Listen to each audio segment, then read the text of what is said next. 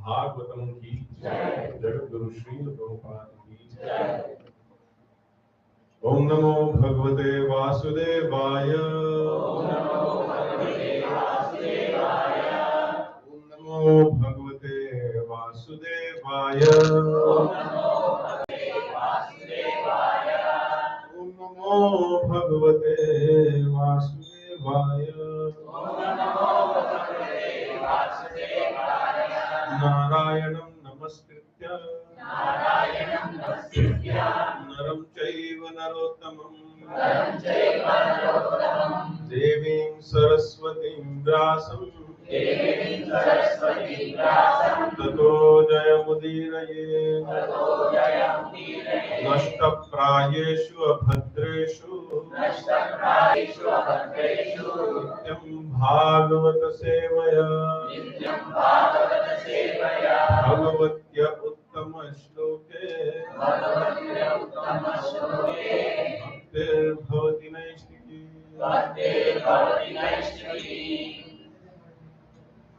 Hare Krishna. So I'm very, very happy to get this opportunity to serve all of you, sit in association of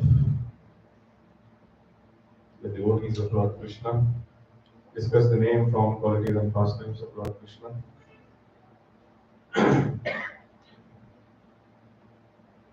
On the eve of Janmashtami. So I'm very, very happy. Krishna says, Naham Tishnami Vaikunthe Yoginam Hridaye Shiva Tatra Tishnami Narada Yatra Gayanti Mantrata.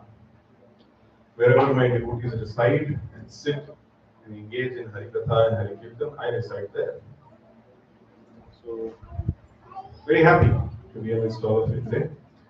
And I have been told that I should discuss the birth of Lord Krishna. So I'm assuming you have discussed the advent of Lord Krishna. Have you discussed the Garbhasthuti or the prayers of the demigods? It's a highly philosophical section. Very nice section. So today we are supposed to discuss the birth of Lord Krishna, and the birth of Lord Krishna. Before I start the discussion, you see in the first 5 verses of the chapter, it is described how everything becomes very auspicious, how everything becomes very supremely favorable, how everything, starts functioning on its own. We'll read the full detail. Things become easier for the devotees also to practice Krishna consciousness. So that was my experience also. Before Lord Krishna had appeared, that means when I was in chapter 2, it was a little difficult. The purports were vague. The verses were very philosophical. As soon as Lord Krishna appears, even in terms of the verses, things become easier to understand. Things become easier to grasp. So I could see, yes, now Lord Krishna has come, now all different things have gone. So therefore, this chapter also, there is a huge section of this chapter prayers. So now I leave it to you. What kind of a discussion you want? We already done Garbhasthuti last Sunday. Do you again want to focus on the philosophical aspect of the prayers? Or else do you want to focus on the actual Krishna Janma, which is towards the end of the chapter? What do you desire?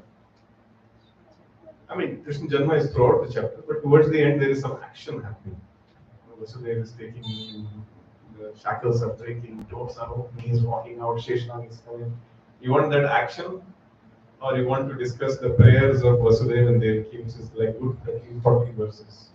You choose option A or option B. Both is not possible. You have to choose. Prayers. Everybody's prayers, huh? What if I decide to not discuss the prayers? I was thinking that you have done Garbhasthuti.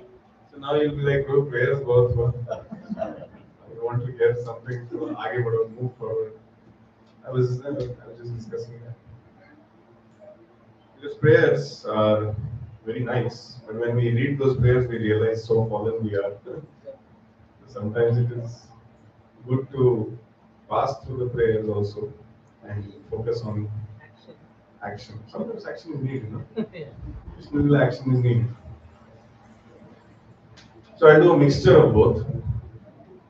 But presently we are in Janmashtami mode, we are in the mode of action.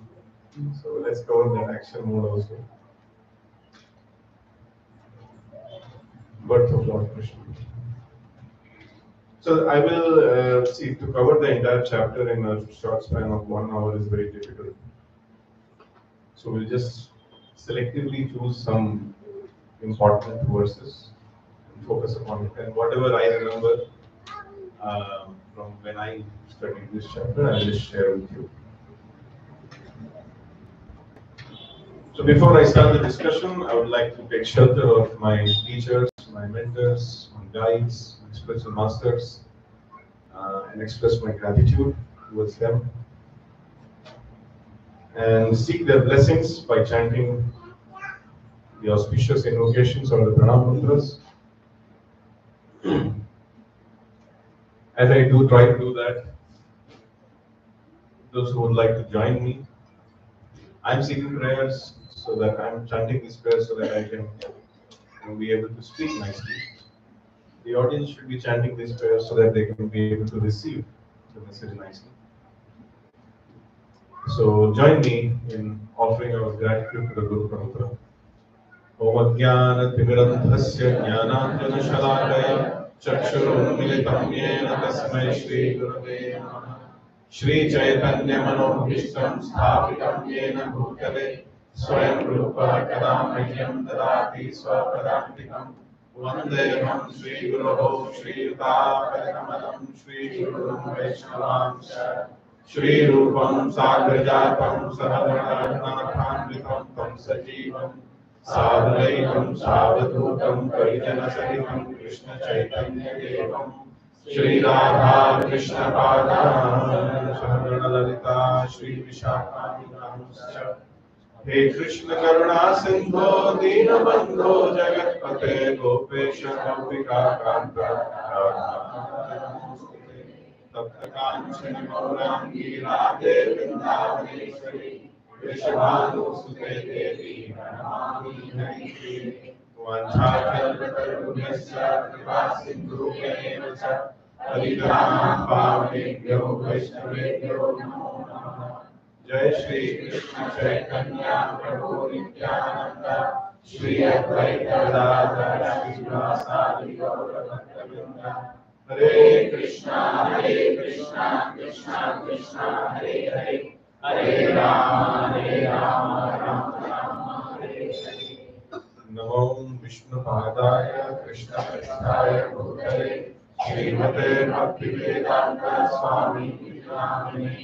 नमस्ते सारस्वती देवे गौरवाणी प्रचारिणे निर्विशेषा लक्ष्मीवाणी पाश्चात्यदेशतारिणे। मूकं करोति वाचालं पङ्गुं लङ्घयते गिरिं यत्कृपा तमहं वन्दे श्रीगुरुं दीनकारुणं परमानन्दमाधवं श्रीचैतन्यमीश्वरं। हरिः ओं तत्सत्।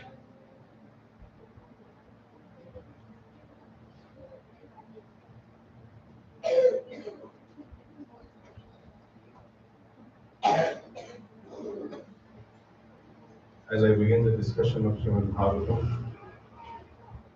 I take shelter of the prayers by Sanatana Goswami. Where Sanatana Goswami has glorified Srimad Bhagavatam as Madeka Bandho Matsangi Madguru Mananastarak Madbhagya Madananda. The Acharya is telling Madek Bandhu. Srimad Bhagavatam is my only friend. Mad Sanghi. Actually, Srimad Bhagavatam is my only companion. Mad Guru. Srimad Bhagavatam is my spiritual master. Man Mahadhana. The greatest fortune or the greatest wealth that I have is also Srimad Bhagavatam. Mananistar. Srimad Bhagavatam is my deliverer. Madbhagya. Srimad Bhagavatam is my destiny, my future, my life, my direction to decide where I will go. Mada Ananda Namaste. The only reason why I'm happy in my life is Srimad Bhagavatam. And Srimad Bhagavatam is like that. Fortunate are those devotees who have understood that there are only two sources of happiness in this world. One is the holy name of Krishna, and two, the Srimad Bhagavatam. If anybody is trying to look for happiness outside these two things, they will be thoroughly frustrated in life. And fortunate are those people who have understood that Bhagavatam is my life and soul, and I have to dedicate my life to that. So although I am not a follower of Bhagavatam and not a student of Bhagavatam, I just somehow just study one. But I would like to glorify Srimad Bhagavatam today. Srimad Bhagavatam is not different from Krishna. We all know that. So taking the permission of all of you, taking the good wishes, blessings of all my seniors here, I would like to start the discussion, the birth of Lord Sri Krishna. So when the 10th canto begins, or maybe towards the end of 9th canto, Srila Shukadeva Goswami summarizes the whole Krishna Lila in 2 verses. Now, Bhagavatam is around how many chapters? All cantos combined around? Sorry? 330 approximately. Yeah, you're correct. And the 10th canto alone is 90 chapters. And the 11th canto is around another 20-25 chapters. So a good, out of 330, a good 110-120 chapters. I'm just dealing in approximation. 1/3 of the entire Bhagavatam is specifically about Krishna. Like not other incarnations, specifically about Krishna. However, when Shukdev Goswami heard the whole Krishna Leela in only 2 verses, his mouth was opened like this. Bas, khatam ho gaya. So he's saying, I want to know more, I want to know more. And Shukdev Goswami was also very eager to speak about Krishna Katha or Krishna Leela. Therefore, in the 9th canto, I think the description of the Sun dynasty and the Moon dynasty also comes. And when you read that also, you'll realize while reading that it looks like Shukdev Goswami is in some hurry. He's just browsing through it, finishing it fast. So therefore, Parikshit Maharaj takes this excuse. Krishna appears in the Moon dynasty, Krishna Chandra. So he says, my dear Parikshit Maharaj, can you describe the Moon dynasty in more detail? Parikshit Maharaj, when he said like that, Shukdev Goswami understood. Shukdev Goswami was also trying to test the eagerness of Parikshit Maharaj. Do you really want to hear this? So he said it in 2 verses and he saw the dissatisfaction in the body language of Parikshit Maharaj. And then Parikshit Maharaj specifically asked, and then the description started of the Moon dynasty. Who's the Moon of the Moon dynasty? And Krishna is Purna Chandra. The problem with the Moon is that it waxing, waning, and some spots are there. But there is no spot on Krishna. And it is the Purna Chandra. So the real Moon of the Moon dynasty is Krishna. And then the advent of Lord Krishna is described, how he decides to come, and before that Baldev has come. And then how he orders Lord Maya to transfer Baldev. I'm just covering the first chapter. Transfer her from the womb of Devaki to Rohini. And then so many other things are happening. Devaki becomes very beautiful and very effulgent. Kansa is able to notice that. And then the demigods come, that is the Garbhastati prayers, the prayers of the demigods. And they come and they offer various prayers. It's a very, very beautiful section of the Bhagavatam. In those prayers of the demigods, the metaphysical philosophy of this world is fully understood. If you want to just recommend anybody that, yeah, I don't have time, I just have time to read only 1 chapter in Bhagavatam, then maybe you can recommend the prayers of the demigods. The complete philosophy is there. If you have to recommend only 1 chapter of Bhagavad Gita, which chapter you should recommend? 15, because Purushottam Nanda. Actually, once a French admiral asked Srila Prabhupada this question. He was not admiral, I don't remember the rank. He was in the Navy, French Navy. He asked Srila Prabhupada this question. I don't have time. You recommend only 1 chapter for me in the Bhagavad Gita, and I'll read that. Prabhupada told read the 9th chapter. Because in the 9th chapter, the Bhakti Yoga description is at its peak. There are 700 verses in Bhagavad Gita.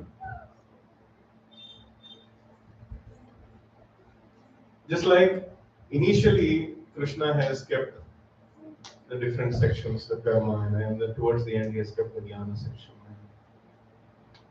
In between he has kept the bhakti. So similarly in the 9th chapter also, there is a spot where there are 349 verses before it and 349 verses after it. The 350th and the 351st verse is the essence of the essence of the essence of the essence of Bhagavad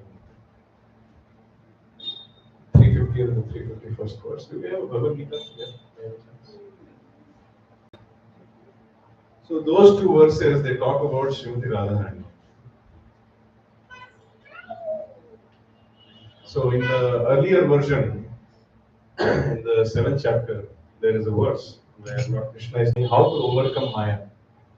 Daivi hi esha gunamayi mama maya duratyaya mameva ye prapadyante maya minam karti. So Daivi hi esha gunamayi mama maya duratyaya mameva ye prapadyante maya. The Devi Prakriti is being referred to. So in this chapter, when Krishna is saying Devi hi esha gunamayi, he is talking about the modes of material nature and the Mahamaya Shakti. However, in the 9th chapter, if you see, and I'm talking about the 350th verse, happens to be the 9.13 and 9.14. There are two verses. These two verses, they contain the whole essence of Bhagavad Gita. 9.13 is Mahatmanastu Mam Partha Daivim Prakritimashika. Prabhupada will explain that the Devi Prakriti of the earlier chapter was the external energy of Krishna, but this Devi Prakriti specifically refers to Srimati Radharani. Vayanti Ananya Manaso Gyatva Bhutadimam. O son of Pritha, those who are not deluded, the great souls are under the protection of the divine nature. They are fully engaged in devotional service because they know me as the Supreme Personality of Godhead, original and exhaustive. This is the purpose of Bhagavad Gita. For this reason, we should study Bhagavad Gita. And what is the reason? We have to come under the shelter of the divine energy, that is Radharani, and be fully engaged in devotional service, and know that Krishna is the Supreme Personality of Godhead. And then what we should do? Satatam kirtayanto mam nitantascha dridavratah namasyantyascha mam bhaktya nitya yukta upasate. Always chanting my glories, endeavoring with great determination, bowing down before me, these great souls perpetually worship me with devotion. So these two verses, they summarize the whole essence of it. All the 18th chapter summary, 12th chapter summary, 15th chapter summary, and 2nd chapter summary is there in these two verses. So therefore, Prabhupada told, read the 9th chapter. So similarly, if somebody wants to understand the entire philosophy, not the everything of Krishna's existence, but if you want to understand the entire philosophy, the 2nd chapter is very beautiful. And 3rd chapter, the action starts. Let's get into some action now. As soon as Krishna appears, what happens? Thereafter, at the auspicious time for the appearance of the Lord is not yet appeared. Auspicious. The entire universe was surcharged with the qualities of goodness, beauty, and peace. The constellation Rohini appeared as the stars like Ashwin. The sun, the moon, and the other stars and the planets were very peaceful. All directions appeared extremely pleasing, and the beautiful stars twinkled in the cloudless sky. Point to be noted, Krishna appeared in the monsoon season. In monsoon season, there are clouds in the sky, but on the day of appearance, clouds illa. There are no clouds. Decorated with towns, villages, mines, and pasturing grounds, the earth seemed all auspicious. The rivers flowed with clear water, and the lakes and vast reservoirs, full of lilies and lotuses, were extraordinarily beautiful. In the trees and green plants, full of flowers and leaves, pleasing to the eyes, birds like cuckoos and swarms of bees began chanting with sweet voices for the sake of the demigods. A pure breeze began to flow, touch, bearing the aroma of flowers, and when the Brahmanas engaging in ritualistic ceremonies ignited their fires according to the Vedic principles, the fires burned steadily, undisturbed by the breeze. Thus, when the birthless Lord Vishnu, the Supreme Personality of Godhead, was about to appear, the saints and the Brahmanas, who had always been disturbed by the demons like Kamsa and his men, felt peace within the core of their hearts, and the kettle drums simultaneously vibrated from the upper planetary system. Now Krishna is about to appear and everything is falling in place. See, actually, when a normal living entity takes birth, we check their horoscope and then what is the positive influence, what is the negative influence. Krishna is independent. See, there is a very basic statement which Prabhupada makes in his lectures. The lawmaker is above the law. So there are some laws of the nature made by whom? Made by Krishna. For example, there is a particular law. That law is called Vastu. Just like the force of gravitation is acting on you, the Vastu will also act on you. Similarly, there is another law, the influence of the planetary systems. It will also act on you. However, if you have a consciousness which is beyond the influence of these things, then you may not feel the difference, or you may not choose to cribble that, oh, my Rahu is not good or my Vastu is not good. However, they will always act upon you. Upon anybody who has a material body, they will always act. However, these laws, they adjust themselves when Krishna comes. Sometimes Krishna will try to come on Trayodashi, it will become Nityananda Trayodashi. Sometimes he'll come on Chaturdashi, it will become Narasimha Chaturdashi. Sometimes he'll come on Dwadashi, today's Dwadashi, Vaman Dwadashi. Sometimes he'll come on Navami, it will become Ram Navami. So whenever he wants, he comes. And just like when the big person or the big personality comes, everything clean the center, clean this, clean that, everything starts happening. Similarly, when Krishna comes, all the laws of nature, they start adjusting themselves. Nobody should say, oh, this constellation was not auspicious and Krishna came at that time and the influence is not good. So they are just trying to align themselves. The Ashwini is trying to align itself and this Rohini Nakshatra is trying to align itself. Rohini Nakshatra is in direct control of Lord Brahma in the purport of Prabhupada says. So Krishna doesn't care what is the constellation, what is the time, whether it is monsoon, whether it is Ashtami day without full moon. He doesn't care. He just comes. And whenever it comes, whether it is Ashtami, it looks like full moon. Whether it is monsoon, it looks like spring. And whatever is the situation, everything realigns itself just to give pleasure to Krishna. After that, we'll see all these demigods, they are dancing, playing kettle drums and singing and dancing. Why they are doing all this? Just to get the mercy of Krishna. That you have come and we are very happy.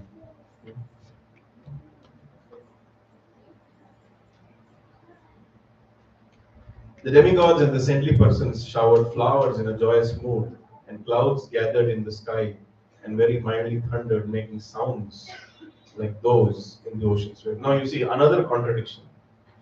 In verse 1 to 5, we read that there are no clouds in the sky. Do you realize that? Cloudless sky. Where is it?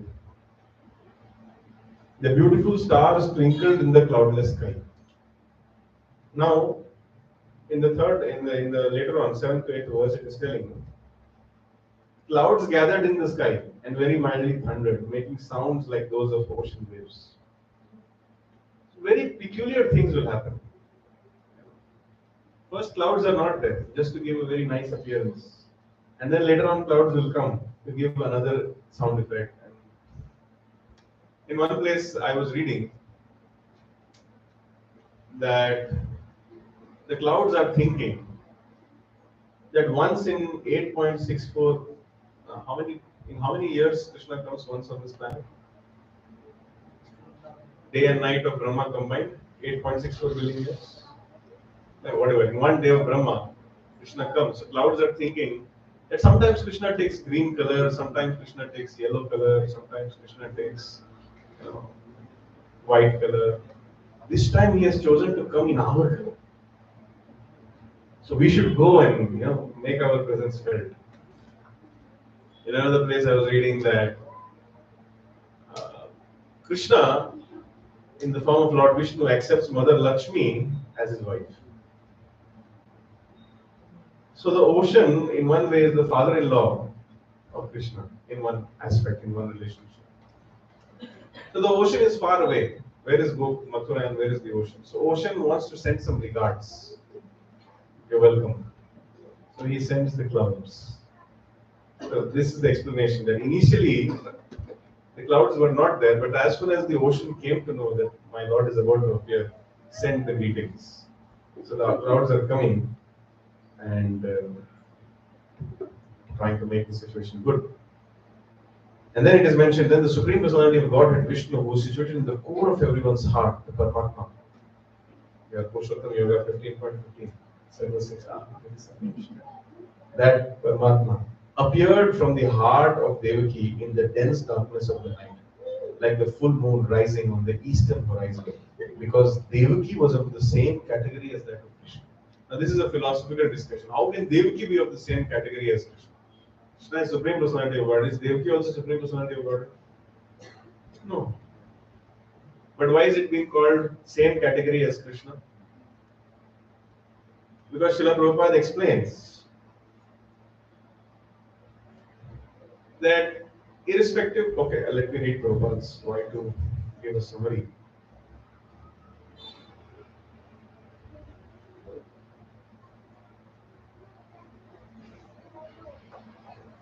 Although Lord was within the heart of Devaki, he appeared as her child. Where you have heard that somebody came from the heart, everybody comes from the womb out, right? But Krishna came from the heart out. Therefore, we confirm that Mother Devaki did not go through any labor pains also. You see how the laws of nature are changing. And according to Vishnu Puran, therefore, as quoted in the Vaishnava Toshini, the Lord appeared like the sun. The Brahma Samhita confirms that the Lord is situated even within the atom. Therefore, one should clearly understand that Lord Krishna didn't live like an ordinary child in the heart or the womb of Devaki. So, a normal child is surrounded by pus, stool, urine, insects. Lord Krishna was not living like that. He was, even in the sight of Devaki, he was still the Supreme Personality of God. Nor did he appear like an ordinary human child, although he seemed to do so in order to bewilder the Asuras like himself. Where is that point where Prabhupada is proving?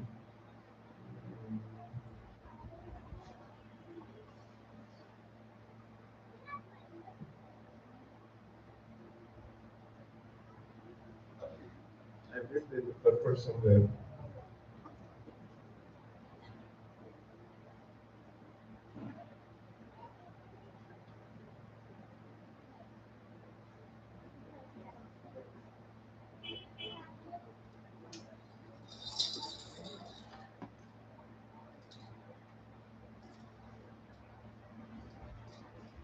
The Asuras wrongly think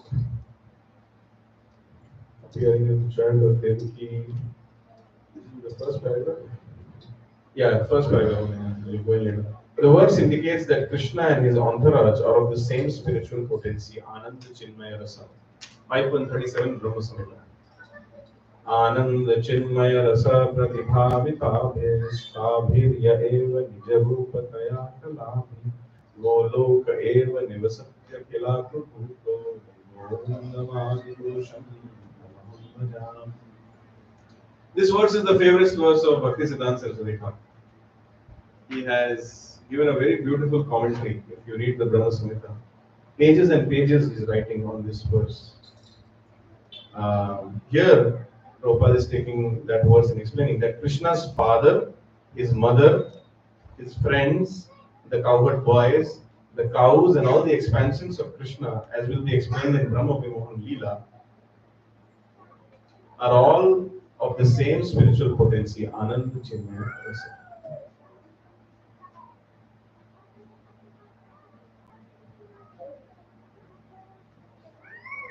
Devaki is also an expansion of Krishna, and therefore this verse says, Devakyam Deva Rupinyam Vishnu Sarva Guhashayaha. So anything which belongs in the Ananda Chinmaya Rasa category, connected to Krishna, can be considered as an expansion of Krishna. For example, the flute of Krishna, it is connected to Krishna. It is a representative of Krishna. It can act in various situations as good as Krishna by the mercy of Krishna. So therefore, it can be called of the same spiritual nature as Krishna. Even in the Bhagavad Gita, there are various verses where Krishna says, "You will attain the same spiritual nature as me." Can you tell me which verse is that?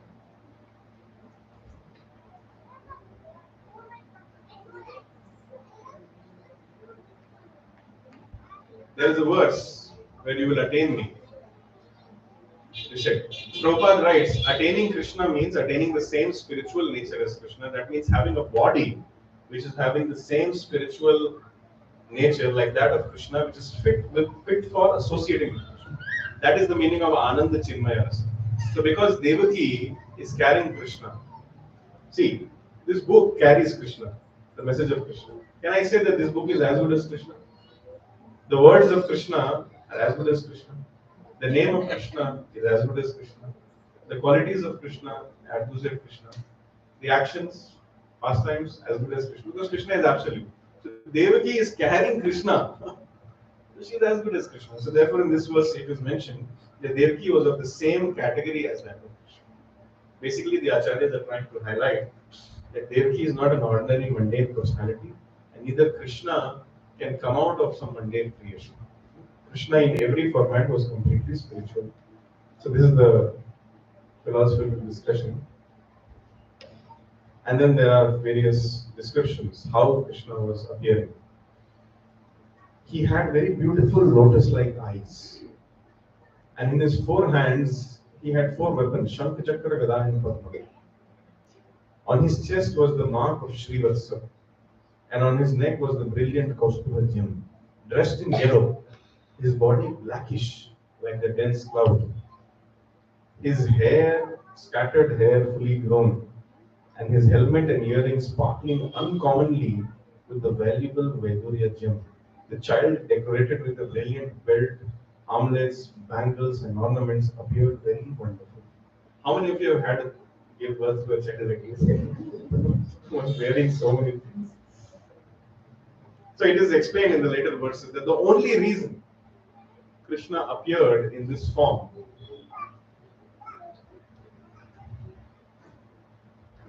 and it is not that he was standing with the four-handed form in Narayan form. He was a small baby only, the newborn child. You know, as a child only, he was holding all these things. It's inconceivable. It's very difficult to explain also. So the only reason he appeared like that was to give some assurance to Devaki and Vasudeva that don't worry, I'll take care of you. The prophecy told that the eighth son will be the cause of the end of Kamsa. So now I have arrived. You should not worry.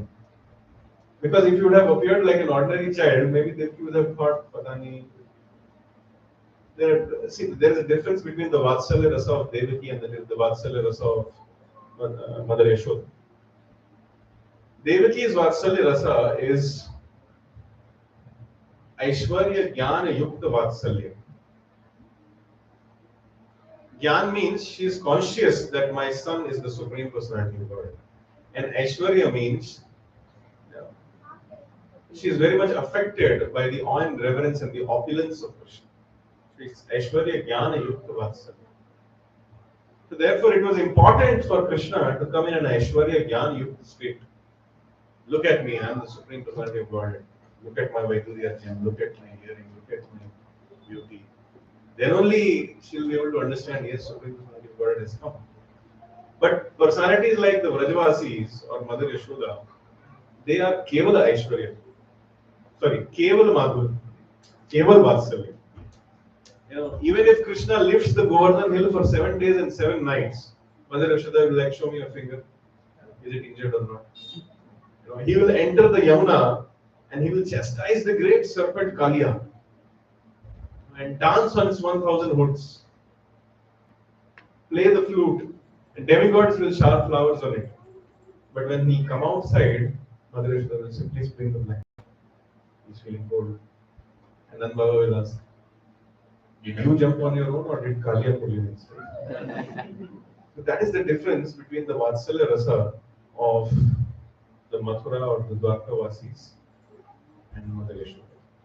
So when Krishna comes in front of Mother Yashoda, he does not need to come as a 400 great personality. the original Swarupa, baby Krishna. But then he had to come in front of Devaki in order to convince Devaki. There is a very nice shloka in, I don't know where it is, I think it's in, I mean, it helps me to prove my point here, so I'm referring it. It's in Ramcharitmanas. जिनकी रही भावना जैसी प्रभु देखी तिरुपति जैसी. Whatever kind of approach you have towards the Lord will try to satisfy you in that. And later on we'll see when Krishna and Balram, they are entering the arena of Kamsa. The same Krishna and Balram are entering, but different people are viewing in different ways. Mallanam ashner drinam naravarehi strinam smaro murti. The whole verse is very beautiful. Let me recite it. Mallanam ashner drinam naravarehi strinam smaro murtiman gopanam swajanokshatam shitibhujam swapitaro shishuhu mrityur bhojapate virada vidusham Tattvam param yoginam vrishninam paradevate dividito rangam gatasarjam. So Krishna and Balram entering the wrestling arena of Kamsa. Rangam gatasarjam, along with his elder brother is coming. But what is happening? Mallanam ashner, Chanor, Mushtik, all the wrestlers, they are thinking, oh, what thunderbolt is coming. Ashner. Nranam naravarehi. All the men, they are thinking, oh, this is the best amongst the men. Strina Murtiman, all the ladies are thinking, this is Cupid personified. Kamdev is coming. Gopanam Swajanok Shatam. Gopan, all the Gopas are selling Apna, Swajan. Shiti Bhujam, all the corrupt people are thinking, oh, our Punisher is coming. Devaki and Vasudev, when they are saying, they are thinking, I give birth to this baby. Now this baby is walking in front of me. Baby only, not 11-year-old. Baby is coming. So Pitaro Shishu, they are seeing the 11-year form of Krishna as a Shishu. Kamsa, Mrityur Bhojapate. Bhojapate, Kamsa is seeing it as death is coming. Those people who are less intelligent, Virad Avidusham.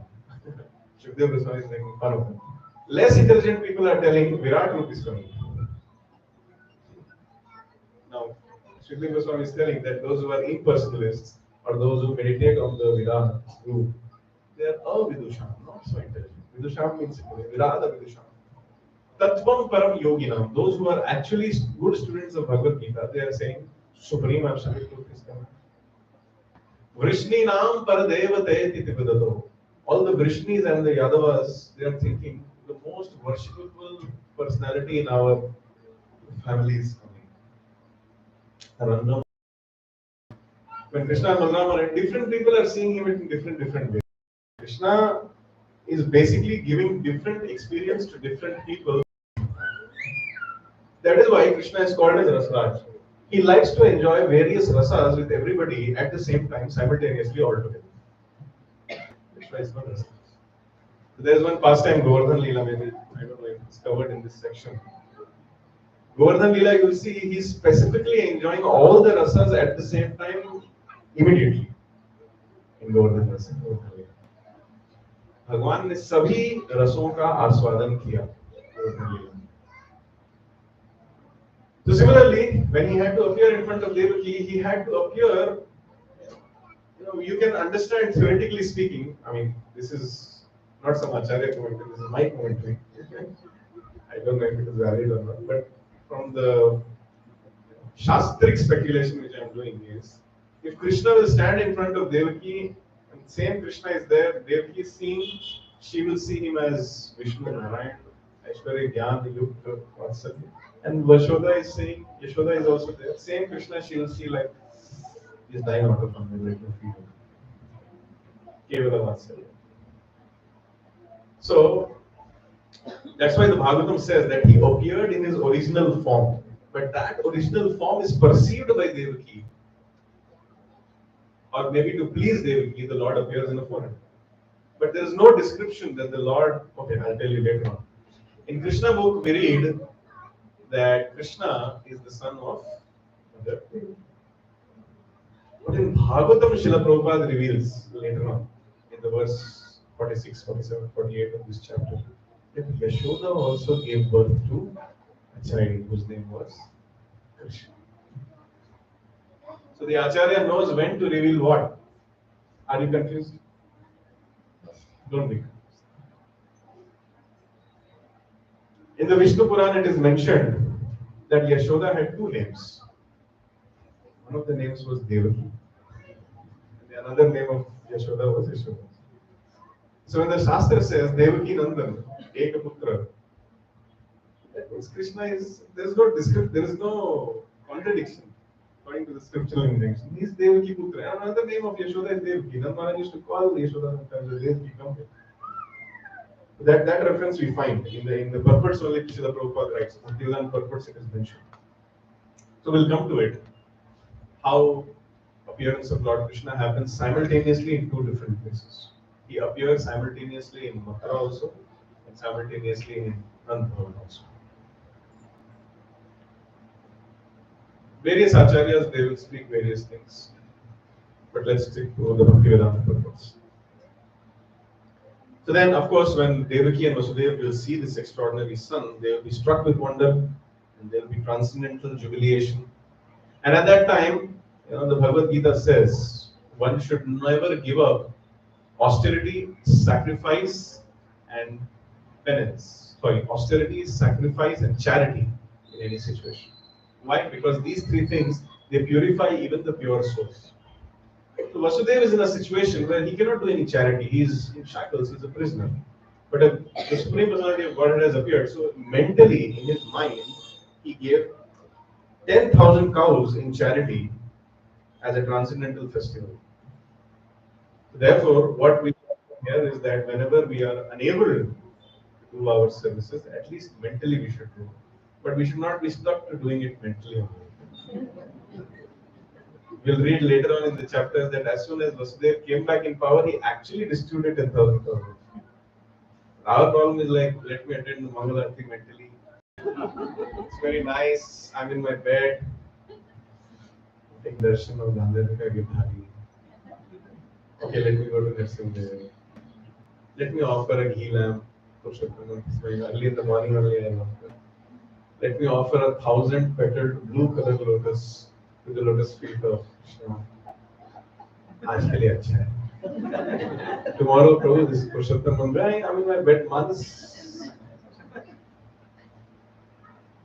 So Manas is an alternative. Manasi Puja is an alternative. Manasi Dan is an alternative. When you are not able to physically execute it, when you have some serious limitations, when you have some serious health problems, then the solution is to do it at the mental level. But our problem is that once we do it, we will be like, let's do it every time. Oh, last Janmashtami I donated 10,000 crores, Where you donated, Prabhu? We saw only one cow on the Janmashtami venue. And 12,000 people came and all 12,000 fed the same cow. And the cow had so much dysentery and problems the next day. Poor cow was about to die.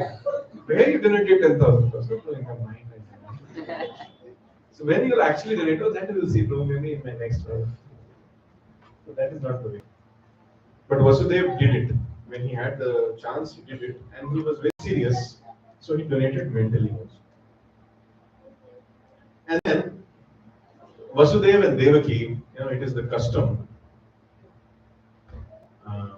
One of the names of Krishna, see, I'm just pulling various bits and pieces. One of the names of Krishna is Janardana. So the word Janardana can also be explained in various ways. One of the purports, Bhaktivedanta purport says, Ardhana means prayer, and Jana means the people. Prabhupada says the Brahmanas, the Vaishnavas, the Brahmanas, and the saintly people. When the Janas, the Brahmanas, the Vaishnavas, and the saintly people, when they offer prayers, Ardhana, then one who comes is called Janardana. So whenever Krishna comes, there has to be, before his coming, there have to be some prayers. And after his coming, there has to be some prayers. This is the protocol which is followed in all incarnations. Therefore, his name is Janardana.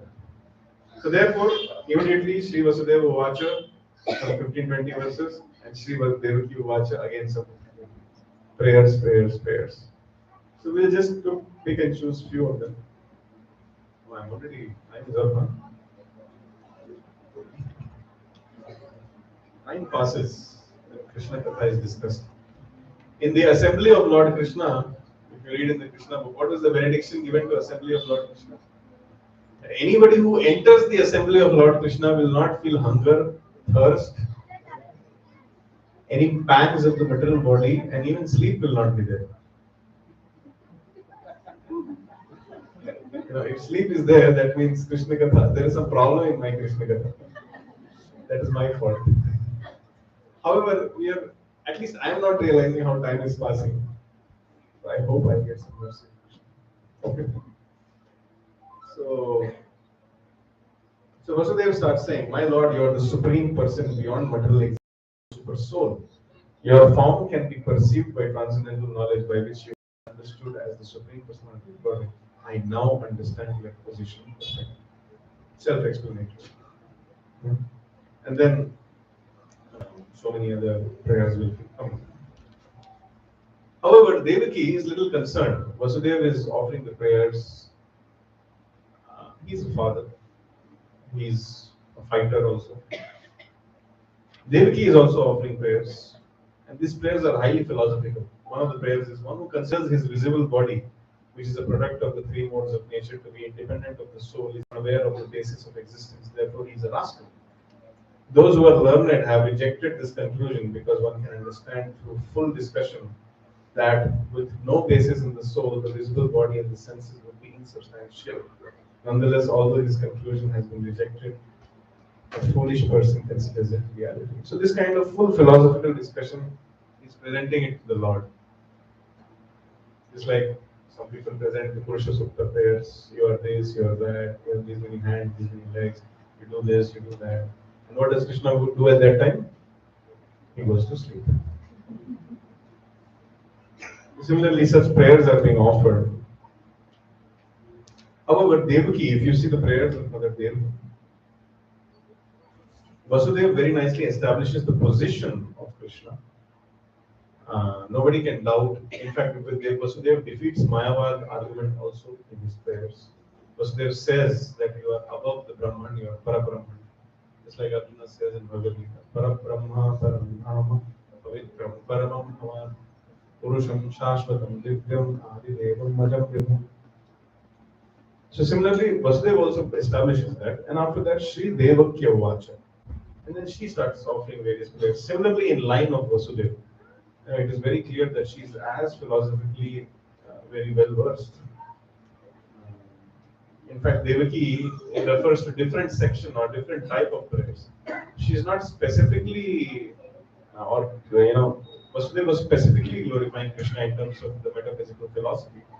Devaki starts glorifying Krishna that after millions of years at the time of cosmic annihilation, when everything is manifested and unmanifested, is annihilated by the force of time, five gross elements enter the subtle conception, and at the manifested categories enter into the unmanifested substance. At that time, you alone remain, and you are known as Ananta Sheshana. So she's showing that she knows quite a lot of philosophy. However, I will skip that section because I know all of you also know.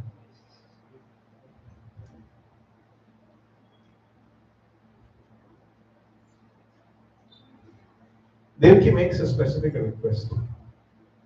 Verse number 29. O Madhusudana, because of your appearance, I am becoming more and more anxious in fear of Kamsa. Therefore, please arrange for that sinful Kamsa to be unable to understand that you have taken birth from my womb. So she is a mother. She has a mother heart. Out of motherly affection, she has forgotten. She just glorified him as the Supreme Purusha and everything, controller and destroyer of everything. But out of motherly affection, she is telling that you kindly please hide yourself. Come in such a way so that they cannot recognize you. So basically, she tells him clearly, please withdraw this form. Drop the other two hands. I have only two hands. Please withdraw this form and become just like a normal human, natural human child, so that I can try to hide you somewhere. And then Krishna starts speaking. He gives full affirmation that yes, I am that person. He says, you were earlier Vrishni and Sutapa, and Vrishni and Sutapa. And in that time I appeared as your son called Prishni Garbha. This Prishni Garbha is that form of Lord Krishna or Lord Vishnu, which appeared in front of Dhruv Maharaj to give him that benediction. Prishni Garbha had come to give benediction to Dhruva. And later on, he became Vamanadev, the son of Aditi and Kashyap. So in Vamanadev's situation also, he did the same thing. He appeared as a four-handed form. And then he immediately put on the form of a small dwarf. Similar thing he is going to do now also. He's appeared as a four-handed form, and then he will take the form of a normal child. So Krishna keeps doing it in various incarnations. Okay, so Krishna is telling, so you have become my fathers and mothers.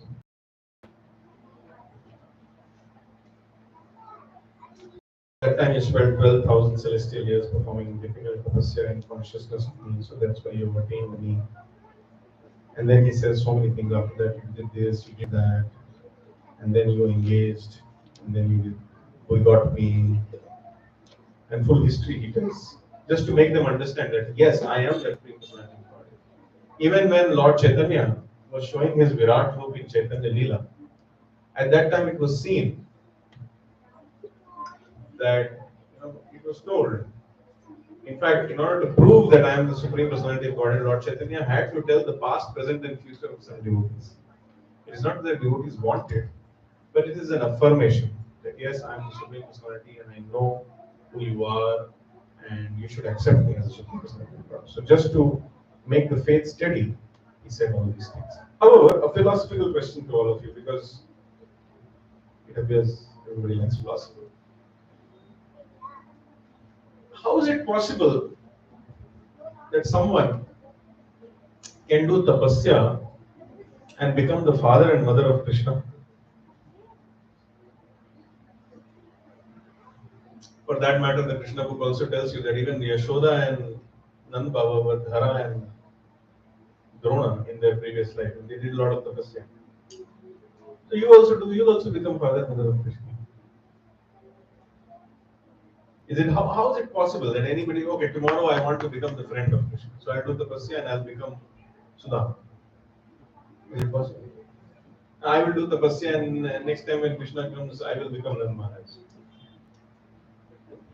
Saying do tapasya and become Devaki, Vasudeva, Yashoda, and Nand Maharaj. So how to understand this?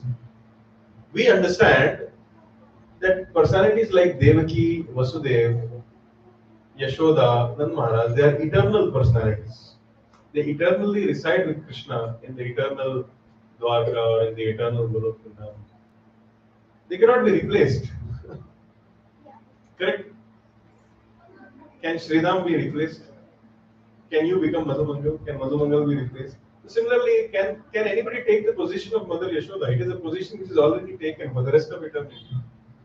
How is it mentioned that Drona and Dhara did tapasya and they took birth as Yashoda and Nand Maharaj in their next life? Similarly, they did tapasya and they became Devaki and Vasudeva in this life. How to understand this contradiction? It seems like there is a competition. Sometimes there is an auction happening. Whoever pays more gets the bid. So whoever does more tapasya will become. How to understand this?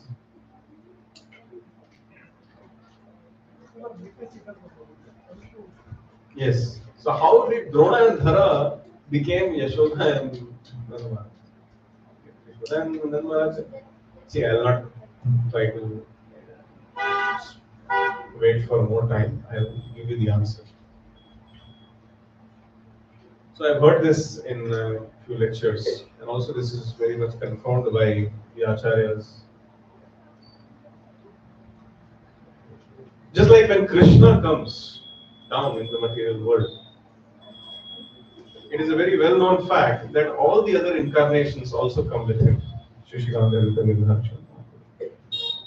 So all the other incarnations are also residing in the body of Krishna. This much is clear. When Krishna comes, inside the body of Krishna, Narasimhadev also comes, Vamadev also comes, Narnarayan also comes, Ram also comes, Parshuram also comes. So inside the body of Krishna, all incarnations are there. This much, do you have any doubt? And they are experiencing all the rasas which Krishna is experiencing, sitting in the body of Krishna. So therefore, when Krishna goes back, as he goes back to different incarnations, they come out at various levels on the way back home, back to God, and then they go to their Nijadham. Similarly, the position of Yashoda and Nanda Maharaj is a fixed position. Nobody can take that. The position of Devaki and Vasudeva is a fixed position. Nobody can take that.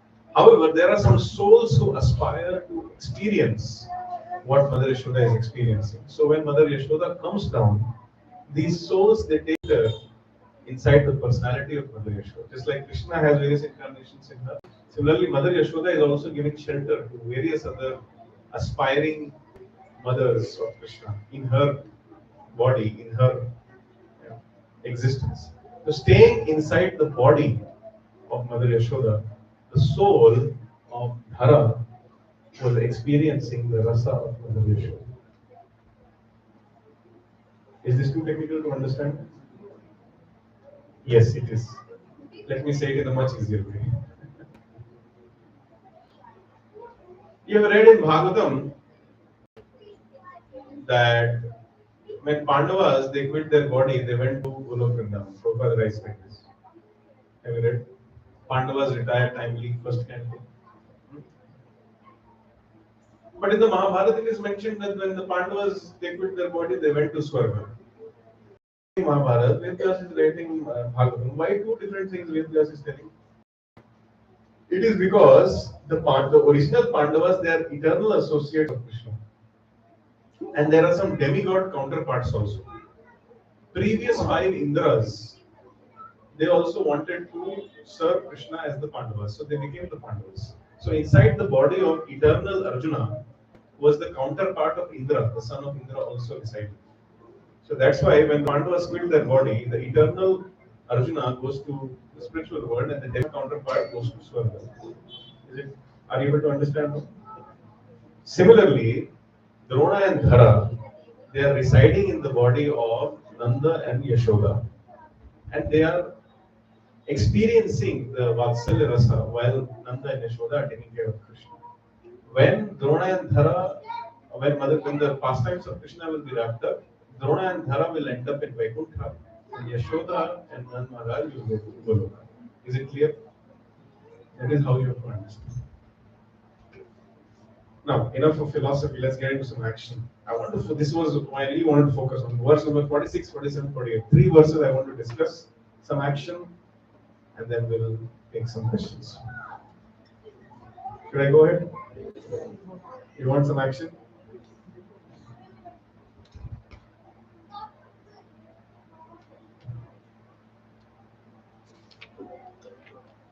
Supreme Person Shukdev Goswami said, after thus instructing his father and mother, the Supreme Personality of Godhead, Krishna remained silent. In their presence, internal energy, he then transformed himself into a small human child. Prabhupada writes, in other words, he transformed himself into his original form, Krishna's true Bhagavan. And then this verse is very nice. Tatascha Shaurir Bhagavat Prachoditaha Sutam Samadaya Sa Sutik Griha Yada Bahir Gantum Yesha Tarja Aja Ya Yoga Maya Jani Nanda Jaya. Thereafter, exactly when Vasudeva was inspired by the Supreme Personality of Godhead, being inspired by the Supreme Personality of Godhead, was about to take the newborn child from the delivery room, Yog Maya, the Lord's spiritual energy, took birth as the daughter of the wife of Maharaj Nanda.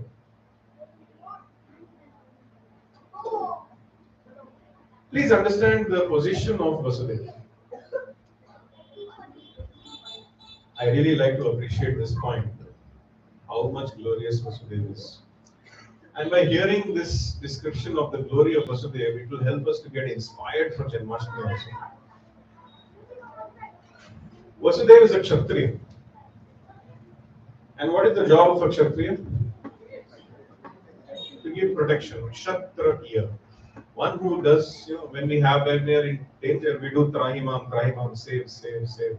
So one who saves, Kshatriya, saves others from getting hurt, is called Kshatriya. That is the primary job of Kshatriya.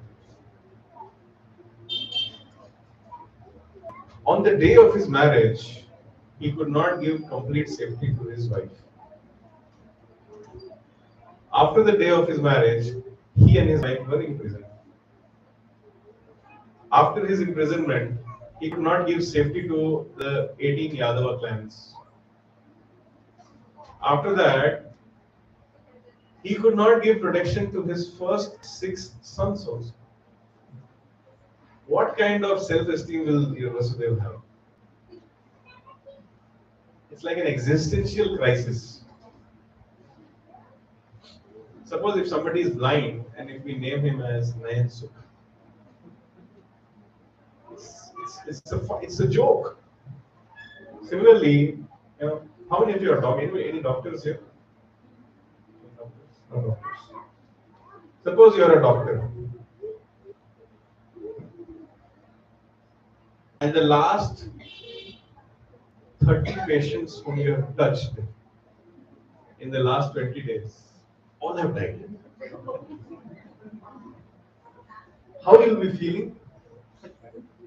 You will be doubting, like, am I existing or am I also dead? Full confidence will be finished. Probably your degree will be taken away. I don't know what will be done to you. Your own family members will kick you out probably. And in such a situation where you have touched 30 patients in the last 20 days, all have died. On the 21st day, someone comes and tells you, there's an emergency surgery. What will you feel? You'll be like, I have killed 30 people. Definitely if I touch him, the 31st patient will also die. I have zero confidence, zero self-esteem. Do you have some poison? I want to commit suicide. That will be the thought process. Vasudeva is in such condition. And now, after so much misery and after so much joke which he is experiencing with his own life, so much injustice, Krishna comes and he says, okay, now that I've appeared, you please pick me up from here and take me to Gokulam. That's an impossible mission. We'll read that there are 16 doors in the prison, and each door is guarded by heavy slabs, a very strong lock mechanism. If somebody tries to break the door, a slab will fall on their head. Acharyas comment that there are lions also on each door, and there are guards. And he is also shackled completely, and Krishna is telling, take me there. It's like that doctor who has touched 30 people, died, and 31st patient he has to operate. He'll have zero confidence. But still, he does not waver in following the instructions. So therefore, Prabhupada highlights in the purpose, Vasudeva is fully convinced that I'm not the doer. Krishna is the doer. If somebody is convinced I am the doer, and after killing 30 patients, they're like, I can't do anything, I'm sorry. But Vasudeva is fully Krishna conscious at this time also. When we are giving generally, let me not say we, I'll say mine. When I am given some service, I ask 108 questions. Why you are giving me? What I do? After this, what I have to do? Why me only? Why can't you do it? So many questions I ask. Vasudeva didn't ask any 108 questions to Krishna. That I have shackles, how to open it. It's raining outside. I don't think any Uber car will come. I don't have the Google map. I've never gone to Nand Maharaj's house also. How will I go there? Even if I go there, you're asking me to go and exchange the child. They will be like sitting on Halo. Can you imagine? There can be 2,667 questions of not doing the seva. But Vasudeva didn't ask any question. He just surrendered to the instruction of Krishna. The point for all of you. Devotee is in a lot of distress. Srila Prabhupada comments in the chapter 13, I guess, of 10th that a devotee is not anxious to get free from this distress. A devotee is anxious to serve Krishna. So the anxiety to serve Krishna overtakes the anxiety which is coming because of the distress. This is called Krishna consciousness. There were so many problems, The Acharyas comment that these 16 doors, they represent the 5 working senses, the 5 knowledge acquiring senses, the 5 Panch Mahabhut, and the mind.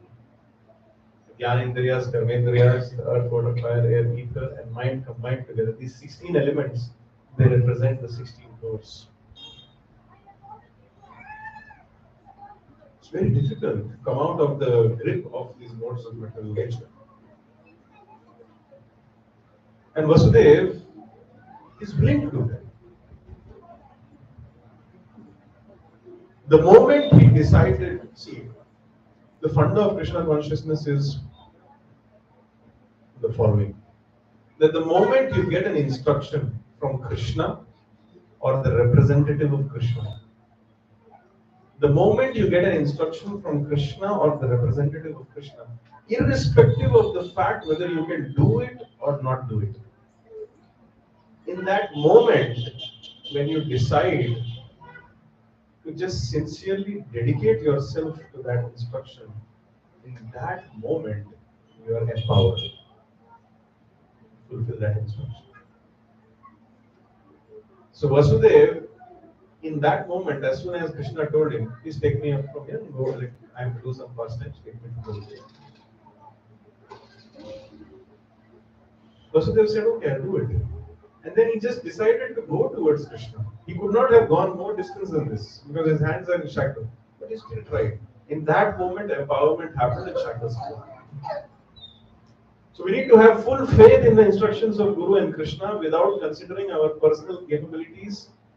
And we have to try our best to do it with full faith. And when we do that, when the moment we decide that I'll give it my best shot, whether I can do or not, that's the second question, but I'll give it my best shot with full faith that it is going to happen because my Guru wants it, Krishna wants it.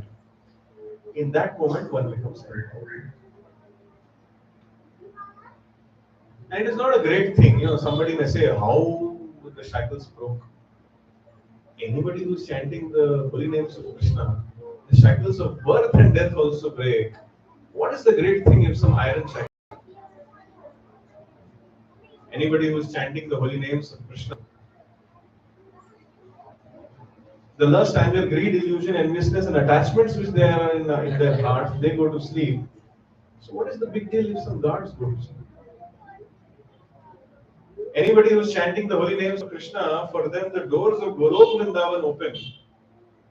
What is the great thing if some 16 normal doors open? So nothing is wonderful with Krishna. The most wonderful thing which you see is not wonderful when it comes to Krishna. There is no limit to the wonder which one experiences in Krishna. So Vasudev is lifting and going ahead. And at that time, Yog Maya has taken birth.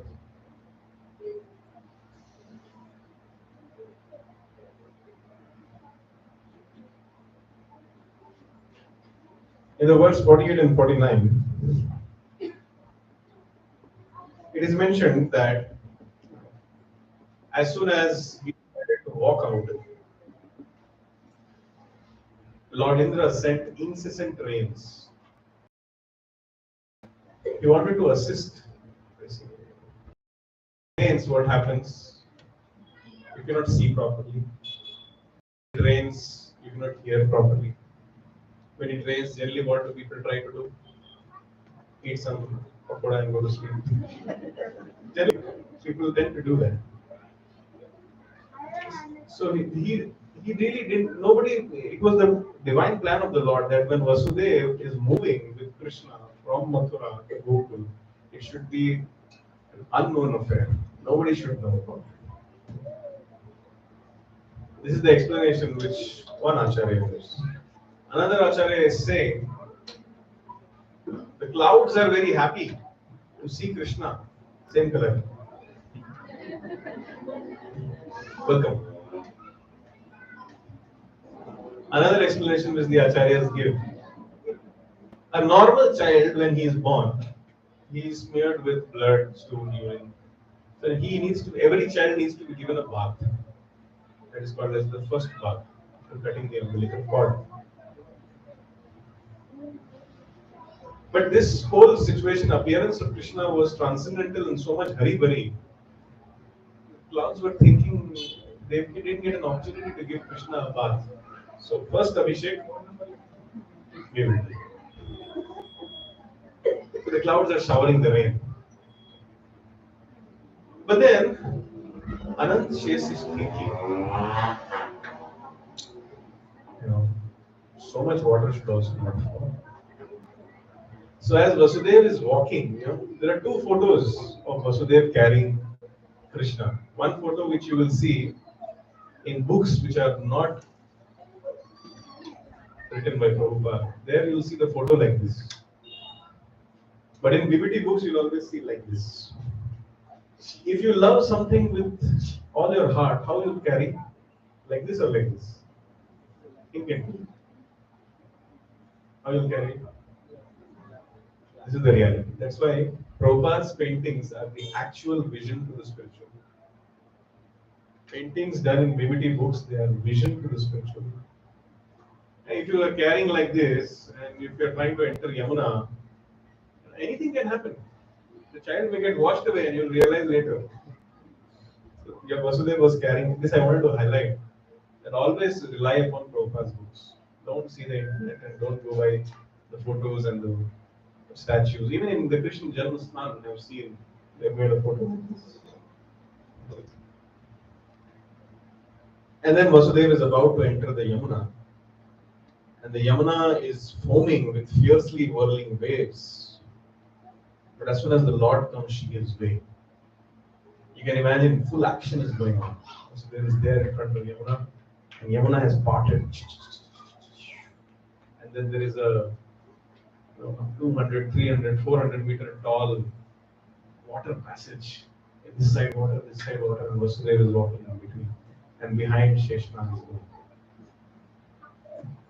Sheshnag or Anand Shesh is thinking that if I go in front of Vasudeva, maybe he'll feel afraid. I don't want to disturb him in his seva. So let me serve him. How great is this personality? Vasudeva. Krishna personally desired. See, Krishna wants, if he wants, he can just close his eyes and go anywhere and everywhere.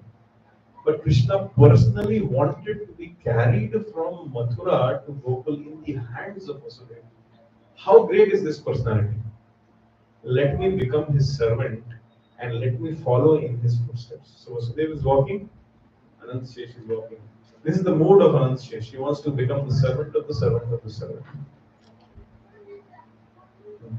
And Bhagavatam says, just like Lord Ramchandra was allowed to cross through the ocean by constructing a bridge, the river Yamuna gave way to Vasudeva and allowed him to cross.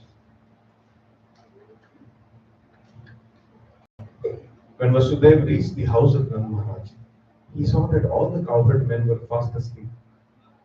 Then he placed his own son on the bed of Yashoda and picked up her daughter, an expansion of Yogmaya, and then returned to his residence in the house of Kamsa.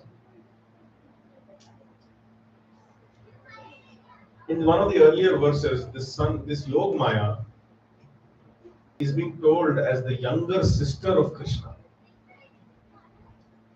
In that purport, Srila Prabhupada is telling that if she is the younger sister of Krishna, that means Yashoda has also given birth to Krishna. Otherwise, how can we call Yogmaya as the younger sister of Krishna? Krishna took birth Devaki, Yogmaya took birth here. Why is the Bhagavatam saying that she is the younger sister of Krishna. So in hidden words, the Bhagavatam has already clearly conveyed to us that Mother Yashoda also gave birth to Krishna. This is a top secret. Mother Yashoda also gave birth to Krishna. Mother Yashoda gave birth to two children, Krishna and Yogma. And Devaki gave birth to Krishna. So we can refer them as Yashoda Nanda and Devaki Nanda Krishna. Like that, like for discussion purpose. Question may be asked that when Vasudeva went with Devaki Nanda Krishna to put him next to Mother Yashoda, why he didn't see the Yashoda Nanda Krishna? Question can be answered in Yoga. Just like all the guards are sleeping, just like the prison house is open. Similarly, under the influence of Yoga Maya, Vasudeva couldn't see. He could only see the daughter. And he lifted the daughter and placed his son there. So Yashodanandan Krishna and Devakinandan Krishna are sleeping next to each other. And then the Acharya described that they merge. They merge with each other. Just like in Dwarka, when Krishna used to go out from the court towards the 16,108 palaces, in a very inconceivable way, the one chariot used to become 16,108 chariots. On each chariot was the driver, Daruka. So there were 16,108 Darukas.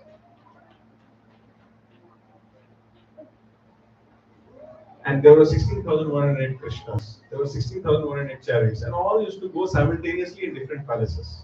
And then, next day, when Krishna is again coming back to the court, again he used to merge back into one and enter the court. So out of these 16,108, who is original Krishna? Similarly, who is original Krishna? Devakinandan Krishna or Yashodanandan Krishna? In this way, Krishna is doing various inconceivable pastimes. If anybody can say that I have understood the birth of Lord Krishna, I offer my respectful obeisances to them. Even Lord Brahma has not understood. Nobody can understand. But this is what knowledge or this is some information we get. And then Mother Yashoda was exhausted by the childbirth. And so she was unable to understand what is happening. Basically, she was not in consciousness. Just like when all the 6 sons of Devaki were being killed, at that time by the influence of Yoga Maya, Devaki used to be sleeping. She used to get up from sleep and come to know my son is sleeping. Similarly, now when this exchange has to happen by the influence of Yoga Maya, Yashoda is sleeping. She doesn't know that Vasudeva has come and he has fully exchanged my child and kept his girl child inventory. So in this way, very uniquely, the Bhagavatam describes the appearance of Lord Krishna. He is birthless. Krishna is birthless, but he has appeared. Why he has appeared? For you and for me. There is no one reason. He is Atmaram, he is fully satisfied, he is completely happy. There is no reason why he should come. But he is still coming. And it is our task to appreciate that he is coming for us.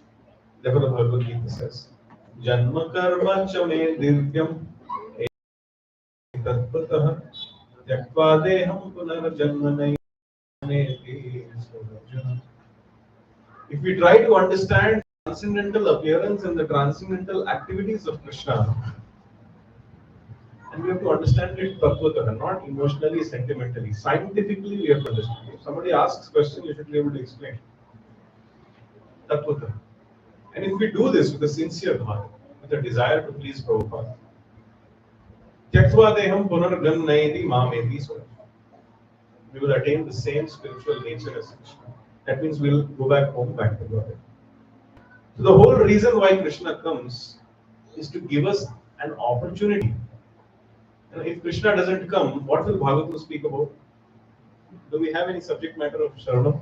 There is no subject matter. So he has come us to give us the subject matter of Shravanam for the next lakhs and lakhs of years. He has come here for us. Simply by hearing about Krishna, simply by meditating on the pastimes of Krishna, meditating on the pastimes of Vasudeva and Devaki, we can truly, factually understand how much Krishna loves us. When this next chapter you read, when Devaki gets the girl in her hand, all this time her sons are being killed. She is not able to take firm action against Krishna. But Devaki is such a noble soul. This time she is thinking that all this time my children are being killed. I was able to tolerate. Now I have a daughter of someone else. How can I allow her to be killed? I will fight with Kamsa. This is the character of Devaki. She is not fighting for her own sons, but she is fighting for the son or the daughter of someone else. And therefore she attacks Kamsa.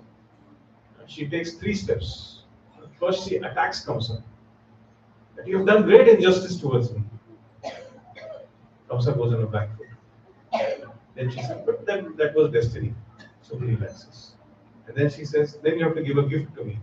Spare this child. So Prabhupada explains in the purport how she is very expert at politics. First you attack someone, and then you make them a little bit relax with that guilt conscience. And then in that guilt conscience, when that person is on back foot, ask for you. This is called diplomacy. So Devaki is using her diplomacy in the service of Krishna. Devaki is using her motherly affection in the service of Krishna. We can use our natures in the service of Krishna. We have to do our best to protect the interests of Krishna.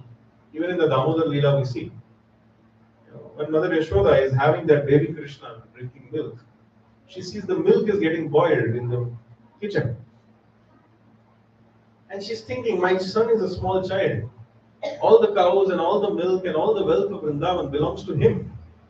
He is not in a position to protect his wealth and interests. But I should protect that interest. So therefore, I'll keep the son down. In order to protect the interests of Krishna, sometimes devotees go to the greatest extent. Even in keeping down Krishna and going to save a milk is considered superior because the devotee is trying to protect the interests of Krishna. Similarly, when Devaki is acting like a politician or a diplomat, she's trying to save the interests. When Vasudeva is doing so many services, he's trying to save the interests. So we should do whatever it takes to save the interest of Krishna, especially in this Janmashtami. We should think, meditate on this whole appearance of Lord Krishna and the atrocities of Kamsa and the difficulties which Vasudeva and Devaki went through. They paid the price to receive Krishna in their life. Are we ready to pay the price to receive Krishna in our life? The price which we need to pay to receive Krishna in our life is that we have to learn to give up false ego. We have to learn to give up our personal agendas. We have to learn to cooperate in this Sankirtan movement of Lord Chaitanya. Following the instructions of our spiritual masters, primarily speaking Srila Prabhupada, in a journey to get rid of the anarthas. Just like the birth of Krishna sets up the methodical nature of bhakti. First, the 6 sons appeared to Devaki. When all of them were removed, and Devaki was not cribbing all this time. She was going through and growing through the process. She didn't say, my 2 sons have died, now I'll not become mother only. I can't go through this.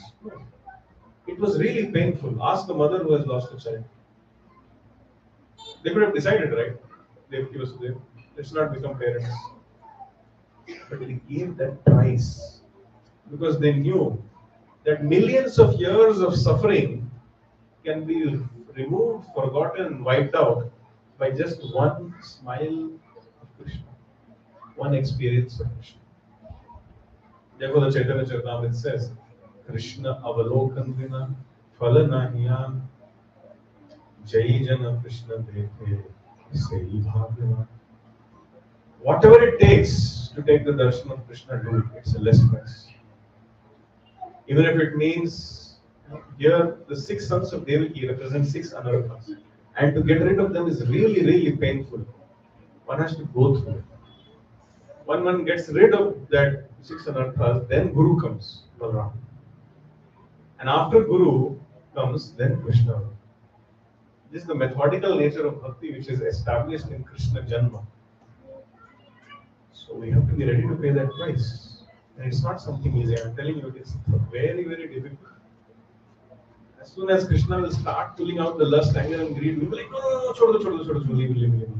In next life. I really like this lust, anger, greed. My eternal companion. In so many lifetimes, Krishna, I forgot you, but I didn't forget my lust. Lust is such a great friend of mine. We are so ignorant that when Krishna tries to help us, we say no to him. But if we really want to receive Krishna in our life, we have to go through and grow through the adversities like Devaki and Vasudeva did. So therefore, this Janmashtami, if we want to receive Krishna, we have to act like Vasudeva. Someone will give us some service. Hey, do this. And we will feel, yeah, I have not completed to do this. I've never done this. I have 108 questions related to this service. I will not do it today. But we have to, this moment will come in the life or in the time of each volunteer. It's going to happen. At that time, we should have Vasudeva consciousness. Okay, Krishna wants it. The representative of Krishna wants it. I don't care whether I'm qualified or unqualified. Let me just try to serve. The moment you start doing that, empowerment will happen, the shackles will break, the guards will go to sleep, the doors will open, and then you will experience Krishna, you will receive Krishna in you. Similarly, personal agendas, policy goals have to be compromised. Otherwise, receiving Krishna is not a joke. Krishna Janma is not a joke. So with this few thoughts which I had related to this chapter, I would like to conclude the discussion. Are there any questions or comments?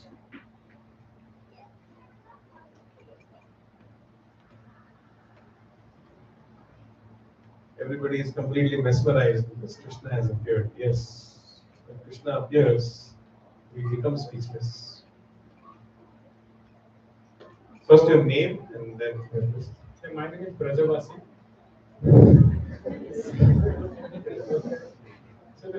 The word Braja means pasturing ground. Braja, Gokul is also Braja, Vrindavan is also Braja. Wherever there is a pasturing ground, where cows can graze freely, is called Braja. And wherever cows can graze freely, only in that place Krishi is possible. And wherever Krishi is flourishing, only in that place Goraksha is possible. And wherever Krishi and Goraksha is happening, only in that place business can happen. So everything begins with Braja. And you are Brajavasi, he's asking us. The question is the way Yashoda and Mata Yashoda are Nanda Maharaj having two Atmas kind of thing. Sorry? Two Atmas can be there. Yes. So it can be two Atmas reside in one body. Yes. What happens when you get acquired by a ghost? I don't believe in ghosts actually. You should believe in it. Because Prabhupada's purpose say that they do exist. Yanti deva vrata devan pitrini yanti pratyavata bhutani yanti bhuteja. If you worship the ghosts and evil spirits, you will go to the ghosts and Bhagavad Krishna says that. In reality, they exist, Baba. So only two are. If you want some experience, we will arrange it. See, it is very common. So it is two only can possible or more than two also? Maybe we will do research on that.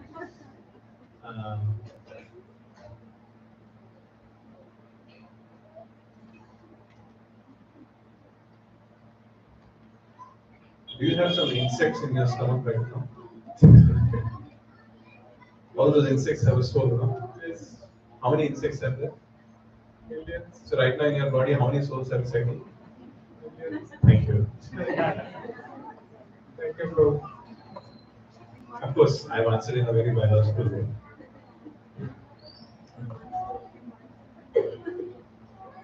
See, ghost acquiring is a very common thing.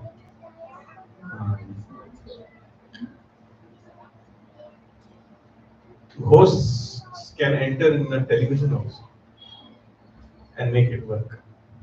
Ghost can enter in a projector also. So ghost can enter a human being also. But at one point of time, which soul is predominant and which soul's influence is more conscious all over the body, that soul is called as the owner of the body. You follow? From this perspective, you have to understand. These are what I told you is the commentary of Jiva Goswami, how various souls reside in the body of the Nitya Siddhas, and they are trying to experience, like inside the body of Mother Yashoda, the soul of Dhara is also there, and she's experiencing. These are very high subtle spiritual topics, but from this perspective, you understand that at one point of time, only one soul is predominant. So therefore, for all general discussion purpose, everybody has a soul. A soul.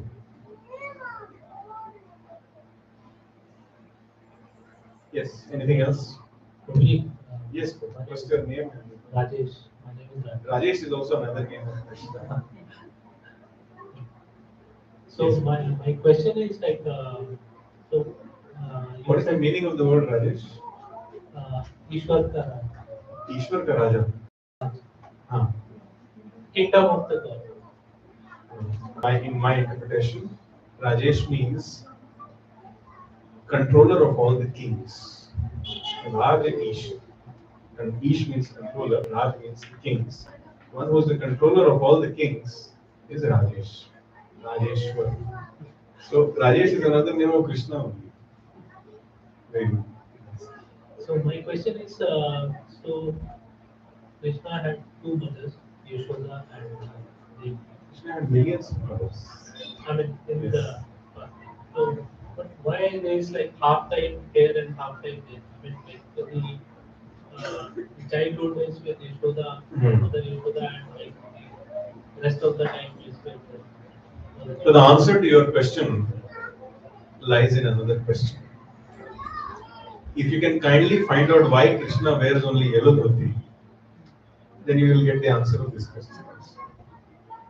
Kindly find out. See, these kind of things like why he did this, it's very difficult to answer.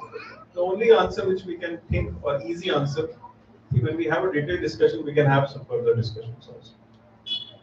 Some philosophical aspects.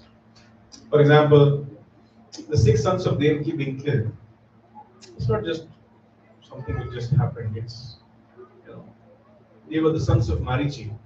And Brahma was running behind Saraswati. They laughed at him. So they were cursed. They fell down. And they took birth as in the family of Hiranyakashipu, as the sons of Kalnemi. And they did something which Hiranyakashipu didn't like. So he cursed them. That you'll be killed by your own father. And Kalnemi was their, not Kalnemi, I don't know who was their father. That Kalnemi only was their father, and that Kalnemi became Kamsa in next life, and these 6 sons, who were the sons of Kalnemi, took birth as the nephews of Kamsa in this life. So in previous life, they were the father and son relationship. So that curse is getting enacted, and they are being killed. However, even after being killed, they are not getting liberated.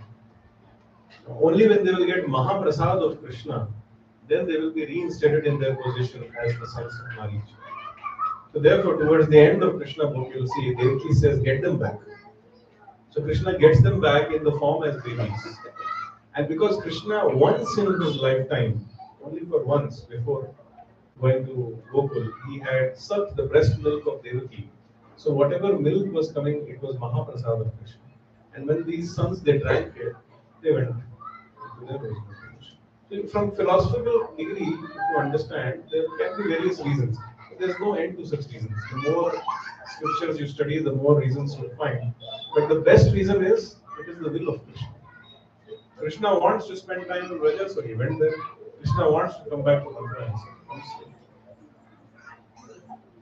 Why Krishna wears yellow dhoti and why he is doing half life? Actually, he didn't do half life. He spent only 11 years in Vraja. Whether it is Vraja Gokul or Vraja Vrindavan, 11 years. But after that, 100 years he spent in Mathura. And after 100 years, he went back to meet after killing Shankhacho, the demons, Dantavakra. after killing Dantavatra, then after 100 years he went to meet them. This is all written in Krishna. So why he is waiting, making them wait for 100 years, that Krishna knows. Why he is living only for 11 years, Krishna knows. Why when Brahma is offering the prayers of Lord Brahma, chapter 14, Brahma offers very nice prayers. But Krishna doesn't reply only. No, ha, hu, no, yes, nothing is. Why he did that? Krishna knows. So don't ask such questions. It's Krishna Leela. Leela has to be accepted. If you can understand everything with respect to what the Leela is happening, then you will not be humble. If your Aradhya Devata is not inconceivable and above your understanding, you will not feel humble and be able to surrender to him. So one of the qualifications of the Aradhya Devata or Bhagwan is that we should not be able to understand. So please appreciate that we are not able to understand Krishna Leela and surrender to him. Okay? I don't know if I answered the question. Okay. Thank you. Anything else? You raised your hand.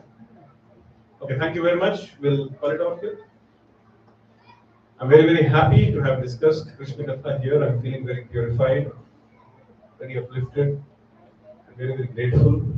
If I wouldn't have come here today, probably I would have just been wasting my time. But I'm very grateful to the organizers of the Sunday Feast here who have considered me and given me some opportunity to serve. And it is your very much kindness that you are engaging me in the service of Srila Prabhupada and all of yourself. I hope and I pray that all of you will pray for me and bless me so that I can sincerely follow the instructions of the Guru Parampara and dedicate my life for the service of the Lord. Thank you very much. Hare Krishna. Thank you, Prabhuji. Let's chant one round of Hare Krishna Mahamantra for Prabhuji's progress. Thank you. Hare Krishna, Krishna Krishna, Hare Hare, Hare Ram, Ram Ram, Hare Hare. Prabhuji, one thing that I definitely took out from this session was the mood of Vasudev when we are doing any kind of service. Just do the service, don't think twice, don't question, just do it. So I think that was really a good takeaway from today's session. Thank you, Prabhuji. We have a few announcements.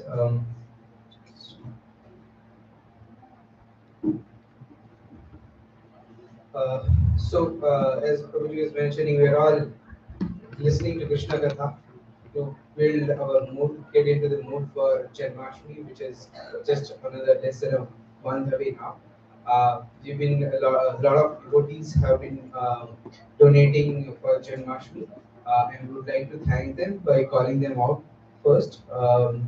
These are the names: Dasari Krishna Murti Prabhu, Shravan Prabhu, Nikunj Lavoti, Vishwajit and Shatabdi, Bhakta Bandhu Das, Madhavi Sharma, Pavan Kumar DVS, Nitya De, Kunal Kashyap, Hemvarna Nitai Das, Manmohan, Rajni Vegeshna, Sanatan Sureshwara, Kartikeyan, Kunal Bhatt, Sharanya Hariharan, Hariharan Nagarajan, Vikas Shah, Shruti Gupta, Vijay and Surekha, Radhashyam, Harati, Surya and Vijay Lakshmi, Srinivas V, Sriram and Indira, Sridevi, Adi and Soumya, Preeti, Nishanti, Lokesh, T. Santadevi, Ram Kumar, Swapna and Nandu, Ram Krishna, Ayushya and Badri Narayan, Siddhanath, Dayalu Govindas, Bharati and Shantamma, Sarat and Pavani, Sadhu Sevanadas.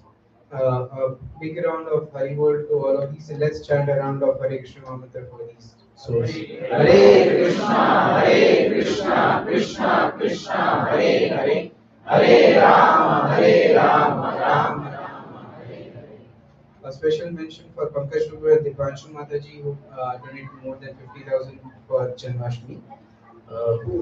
But we are overall a little slow in collections. We've covered only about 10 lakhs out of the 50 lakhs that we want to collect for Janmashtami. So, if I would really suggest and recommend that you collect the donation receipt books from the bookstore, and if please approach whoever you can, office colleagues, apartment, whoever, try and collect donation from them. it will really help in taking this further. Uh, and if you don't, or you can just collect it from your TV leaders also. Right? The other announcement, we have a few devotees who sponsored the Prashadam for today. Rohan Thotayan Prabhuji for his mother T. Sarla, who passed away a few weeks back, and he is seeking prayers. So let's chant one round of Hare Krishna Mantra for Mataji. Hare Krishna, Hare Krishna, Krishna Krishna, Hare Hare, Hare Rama, Rama Rama, Hare Hare. Shri Ram and Indira for Sandhya's mother. Pankaj Prabhu and Dipanshu Mataji, Sarat Prabhu and Pavani Mataji, Venugopal Prabhu and Senu Mataji, and a few anonymous devotees. Also in vein of Janmashtami, we have got pamphlets printed. They are available near the bookstore. Please collect them while you are distributing it. So you can distribute these pamphlets as well as you can request for donation in your apartments and your circles around. Um, uh, and the last one is, has anybody come here for the first time today?